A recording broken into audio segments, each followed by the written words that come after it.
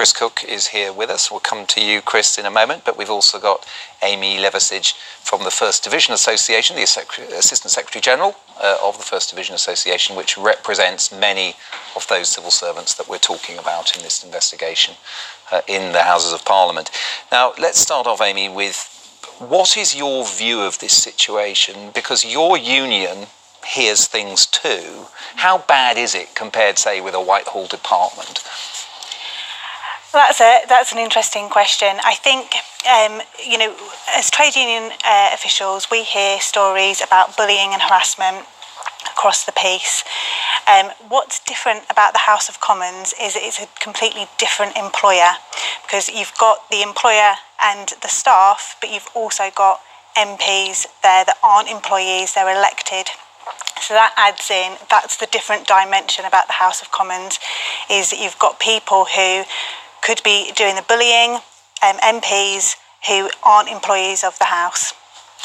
Well, and also they reserve unto themselves the right to be the final judges, don't they? Yes. And you've tried, you've helped, along with the others involved in the process, to try and reform the system. 2007, 2011, 2014, the so-called respect policy. Why has that not stopped the problem of bullying?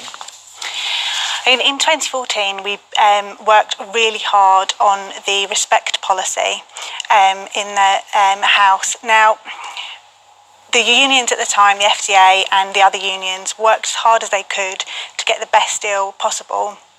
But the policy still is flawed, fundamentally because there's no independent body that oversees what happens with the MPs, and that's the problem.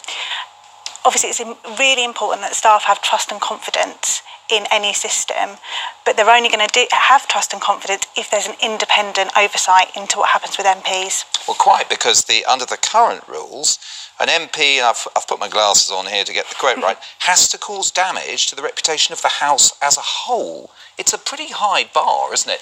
Has any MP ever been judged to have caused damage to the reputation of the House as a whole? Well, this is one of the fundamental problems with respect to it is a very high bar. No, is the answer, isn't it, to that? Yes. So how do you give it the independence? How do you change the machinery in order to create that independent oversight? Well, what we want to do is we want to work with the employers and the other trade unions to sort out this and find solutions to the problems. We need to have a policy that's got the trust and confidence of staff, because as your report showed last night, it cannot be right, it's absolutely inappropriate that we've got dedicated public servants who leave their jobs rather than raising these issues. And that's not good for the House of Commons either, because they're losing those experienced staff.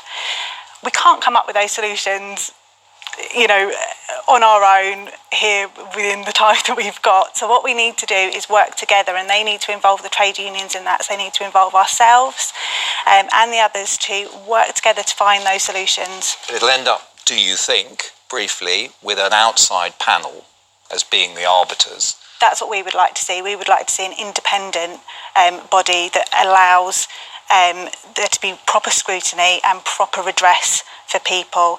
It can't be right that MPs are basically marking their own homework. Absolutely, but